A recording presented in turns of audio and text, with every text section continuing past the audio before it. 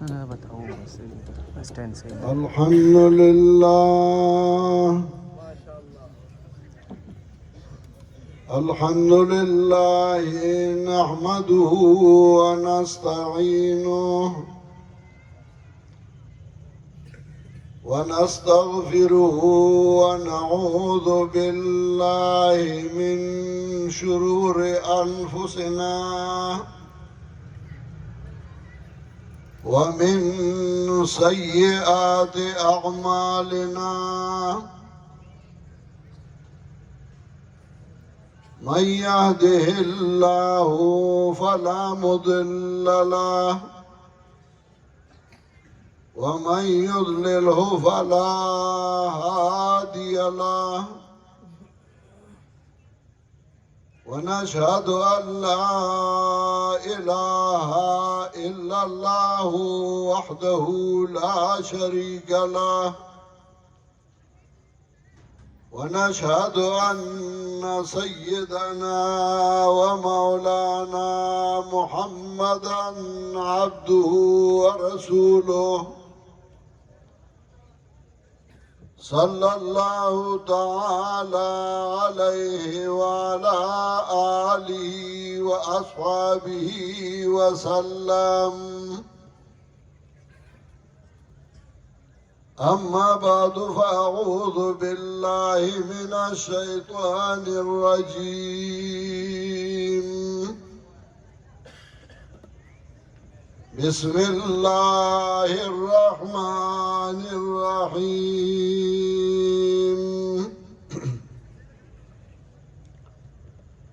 ولقد قال لهم هارون من قبل يا قوم إنما فتنتم به وإن ربكم الرحمن فاتبعوني وأطيعوا أمري. قالوا لن نبرح عليه عاكفين حتى يرجع إلينا موسى. قال يا هارون ما منعك إذ رأيتهم ضلوا ألا تتبعني أفعصيت أمري. قال يا ابن أم لا تأخذ بلحيتي ولا برأسي إني خشيت أن تقول فرقت بين بني إسرائيل ولم ترقب قولي. قال فما خطبك يا سامري؟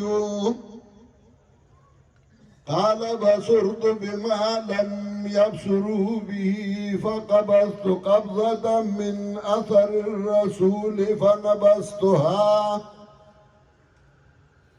وكذلك سولت لي نفسي. قال فاذهب فإن لك في الحياة أن تقول لا مساس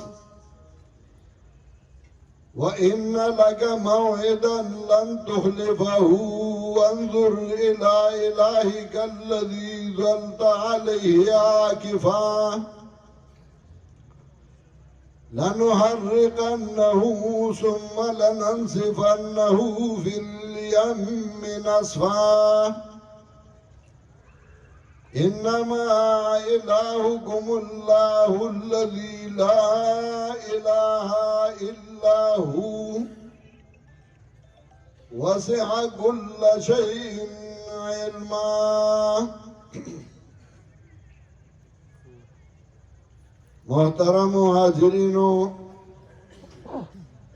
مسلمانانو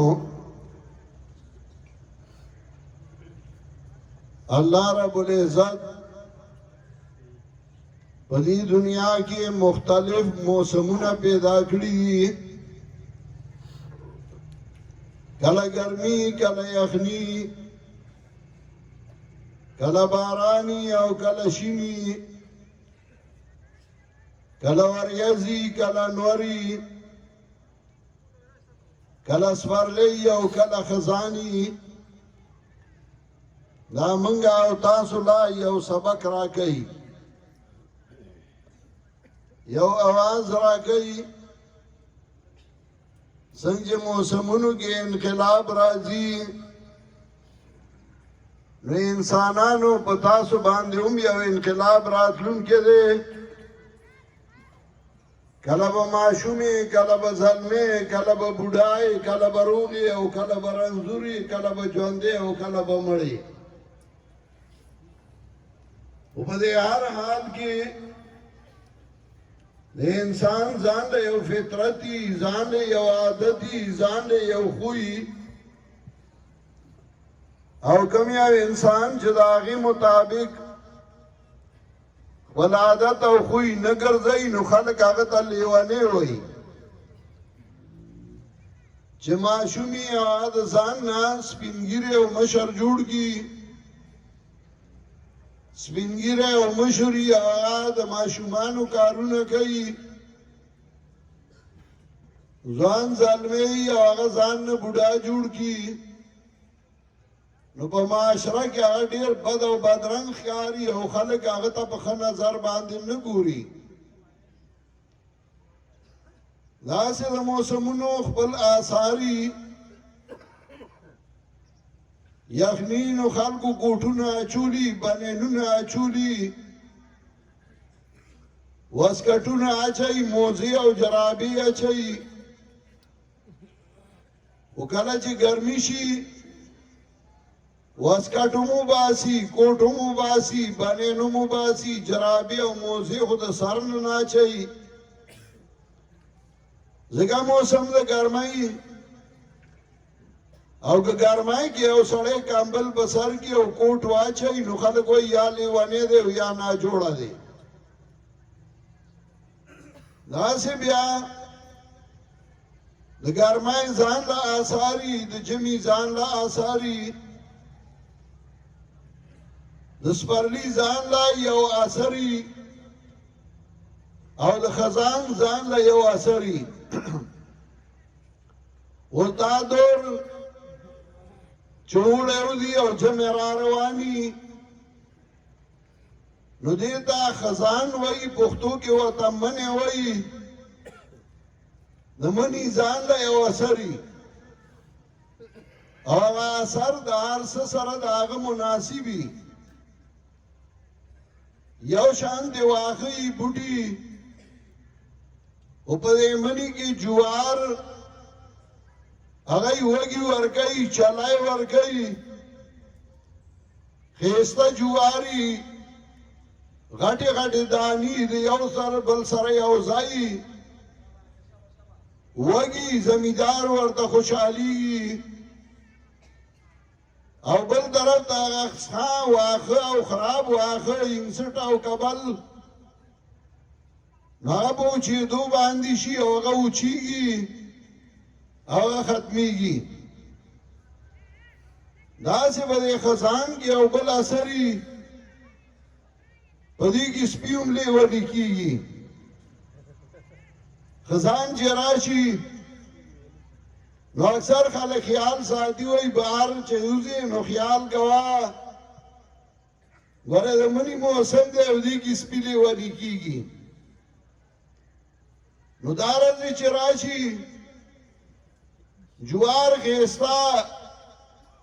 وگی ورگئی چلائی ورگئی غلا ورگئی او آخه چی نو آغا پوچی دوشی دلارو کسوس پی پا لیوانی کی دوشی دا سے دا موسم منگا منتخب کرے دا اجتماعاتو دا پارا چی پا دی اجتماعاتو کی بعض مرګري موحدینی د قرآن او سنت تابعداري نوای خوشحالیږي تازګي اجتماعګاني کله په پیښور کې ډاګي جدید کې اجتماعي کله مردان کې اجتماعي کله سواد کې اجتماعي کله په ملکان کې اجتماعي او بیا ټول اجتماعګانو والا یو اجتماع ته راغونډ شي چې هغه اجتماعي پنجپیري نو په هغې کې هغه خپله راشه کې خپله حصه والي او څه داسې چې په هغې د لیونتوب اثر وي آیا لیوني شي په دې ورځو کې د هغې څه سبب نور نه وي خو دا موسم داسې دا سړی لیونی کوي ضروري څه لیوني الحمدلله ثم الحمدلله دا مرګري چې دې ځای کې راجمع شوي دي او تر حد نظر پورې کورسای او مرګري سرونه ښکاري او د سهار نه ناست دي دا هغه چون شوي خلک دي هغه غوره خلک دي هغه برګزیده خلک دي چې الله په انسانانو کې چون کړي دي په دې دور کې او په دې وخت کې چې د قرآن او سنت سره تعلق دی او د قرآن او سنت خبرې کوي د دې مقصد څه دنیاوي لالچ نه دی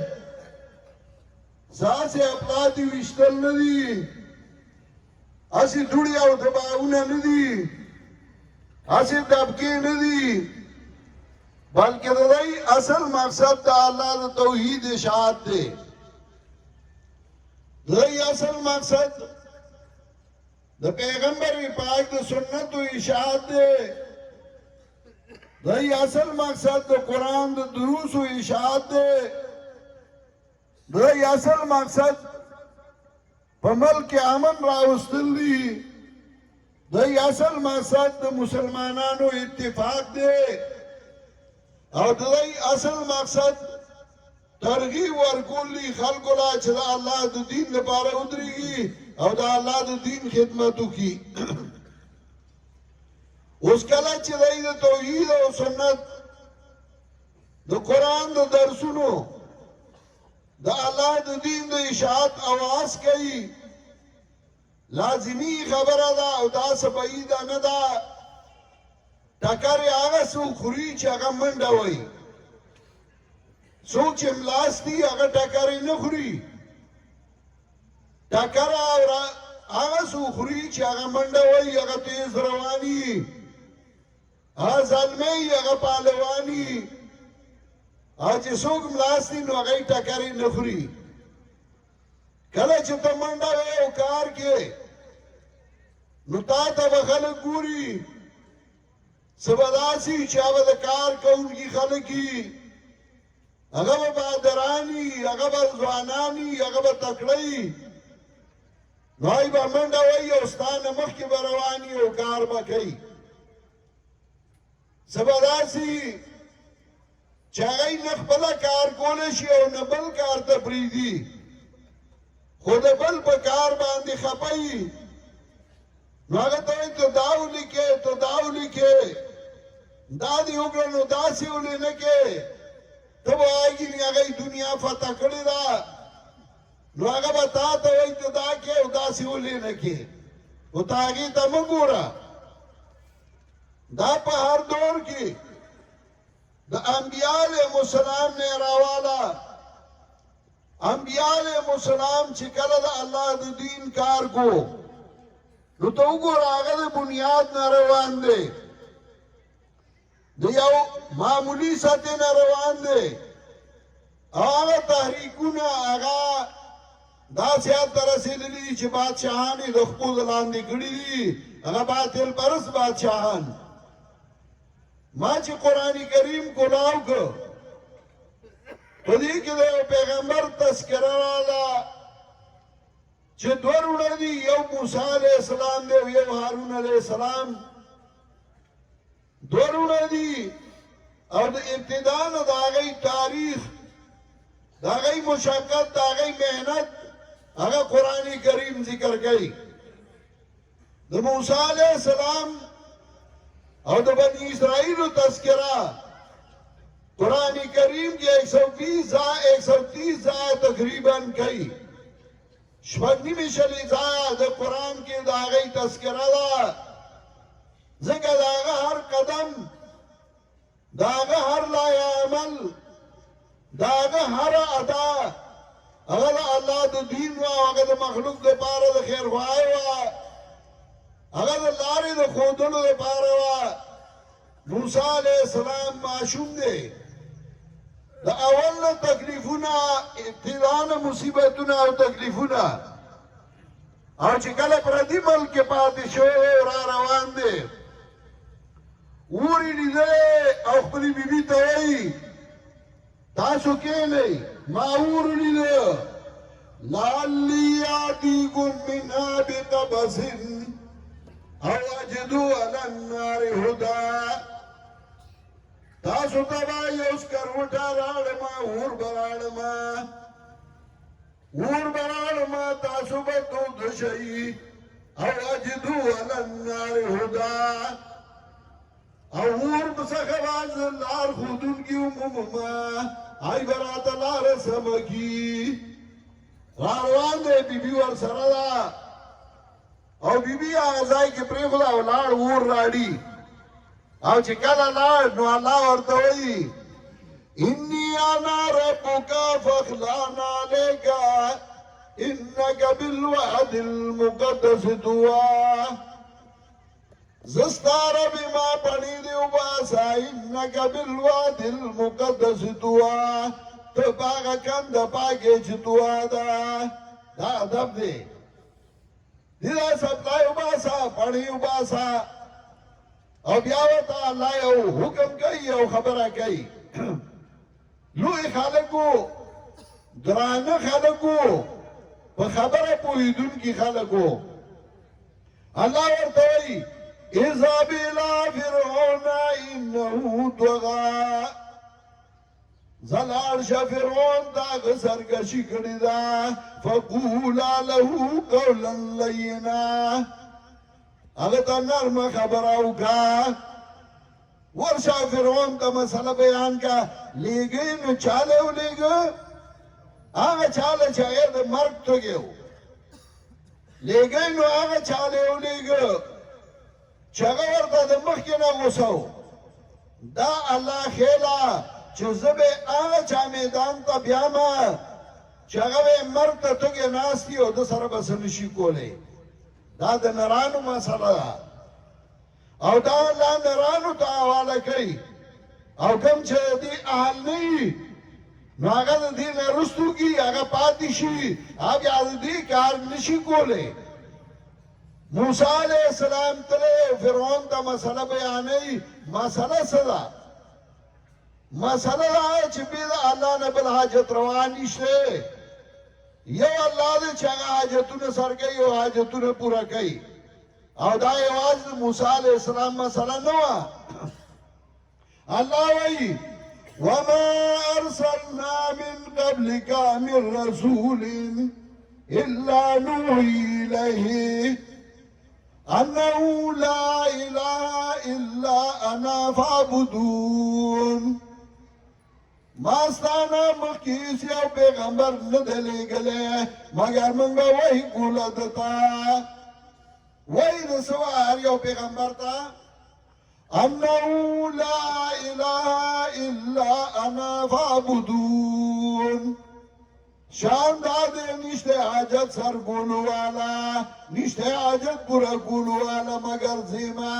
زما عبادتو کئی انبیاء پتی لے گلیو چې قوم ته وایي چې حاجت روا یو الله دی او کله چې قرآن وګوري د ټولو انبیاء علیهم السلام تذکره چې کله قرآن کوي همدکه وایي چې حاجت سر کولو والا حاجت پورا کولو والا یو الله دی بغیر د الله نه بل حاجت سر کولو والا نشته زمون دور راغی نو په دې دور کې خلکو نور حاجت روان وګرځول څوک د طبي ذمہ دار دی څوک د سرخوږي دی څوک د سیاړي دی څوک د باغ دی څوک د مقدمې دی نو زما مهربان ته الله ته څه پرېښودل چې د الله کومه ذمہ داري وه نو هغه خو تا بل له ورکړه نو تا الله ته بیا څه پرېښودل چې ته وایې زما اله دی زما حاجت روا دی او ستا نه تپوس کوم چې دا تا چې مددګار ګرځولی او ته وایې د بعد ذمہ دار دی ددنه مخکې د بعضو ذمه دار څوک و که دنه مخکې الله نو ولې الله ستړی شو ولا یعودو حفظهما الله خو نه ستړی کېږي او که د دنه مخکې بل بابا ذمه دار و نو ولې دا ستا خوښه ده کله به ټیکه یو له ورکې او کله به یې بل له ورکې کله به یو ذمه داري او کله به بل ذمه داري ها نیکان بنیان دي موږ د هغوی د خپو خاورې یو خو د خدای درجه ورله مه ورکوه بنده دی او محتاج دی او عاجز دی سوره فاطر کې الله فرمایي یا ایها الناس انتم الفقراء الى الله والله هو الغني الحميد او خلقو تاسو ټول محتاج یې الله ته ټول عاجز یې الله ته انتم الفقراء انبیاء عاجز دی الله ته اولیاء عاجز دی الله ته نیکان بنیان عاجز دی الله ته یا ایها الناس انتم الفقراء الى الله او خلقو تاسو ټول محتاج یې الله ته والله هو الغني الحمید الله هم دغه الله بې پروا ستایلی شوی دی مخلوق محتاج دی او عاجز دی ترالی هغه محتاج هغه عاجز هغه کمزوری هغه د اله وګرځو هغه د حاجت روا وګرځو دا ستا عقیده وه بیا وایي پنجپیریان زیارتونه نه مني موږ زیارت منو خو موږ وایو قبر ته دعا وکړه او ځان د مرګ مخې ته کړه دا نه منو چې د خدای درجه ورله ورکې د الوهیت درجه ورله ورکې او الله فرمایي يهب لمن يشاء إناثا ويهب لمن يشاء ذكورا أو يزوجهم ذكرانا وإناثا ويجعل من يشاء عقيما چالا لالونا ورگئی او چالا زامن ورگئی چالا جوڑا جوڑا ورگئی ویجعل من یشاء عقیما سوک چدا اللہ خوشینو شانڈی گرزئی نوالا زی ورگئی نوالا لور ورگئی او چی چالا ندی ورگڑی نو اللہ تے جڑلی حضرت زکریا علیہ السلام زی نو اللہ تے جاڑی خپل وس کے نو چې زکریا علیہ السلام ځان له زیه نشو کولی نو بل وی کم کجا دی چې هغه ذمه داري هغه به حاجت روایي موسی علیہ السلام ته الله وی ورشه دا مسله ورته وکړه چې انه لا اله الا انا حاجت سرکولو والا نشته مگر زیمه د دې مسلې لپاره هر څه کېدل جهاد د دې لپاره و انفاق د دې لپاره و انبیاء د دې لپاره راغلي وو هم د دې مسلې لپاره تنظیمونه او جماعتونه جوړېدل دې مسلې ته اوس خلک اهمه نه وایي دې وخت کې د دې ضرورت نشته جهاد پکار دی تعامل چړشم کړی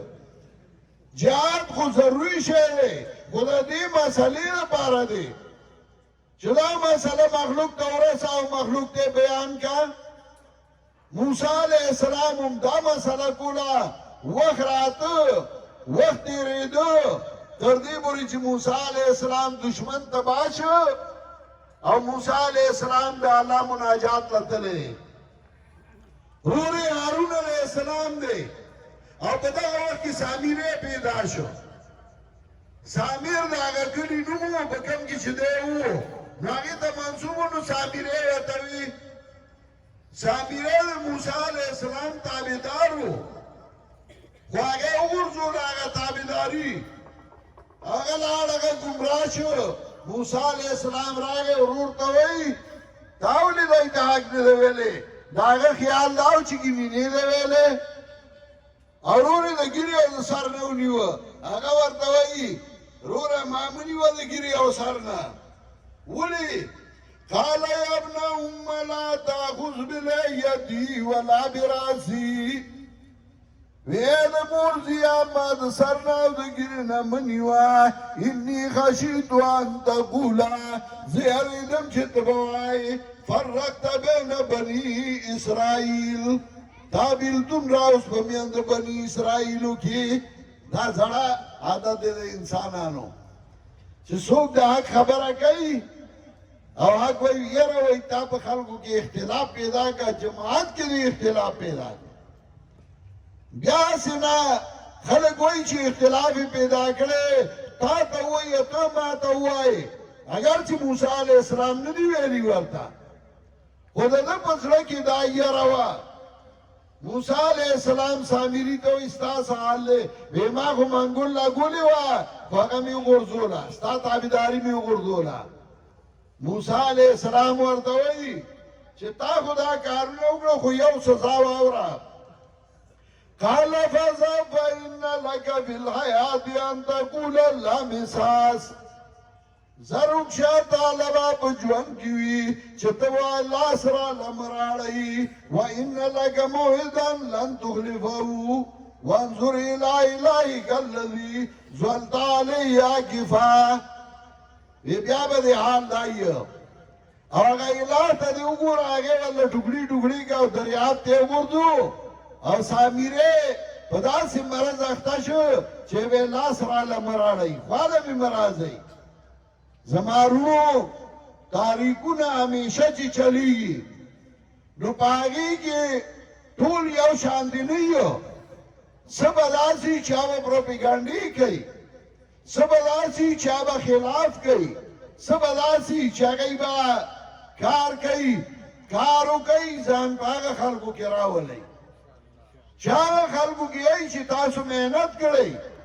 منډه موالي ملا هم تړلي کار هم کړی هغه کې ځان مراولی چې لکه د انګسټ او د ډیلي په شان بیا وچ شوي دي د جوارو په شان غله ورکوي خلکو له موسم د خزان دی او په دې خزان کې سپي لیوني کېږي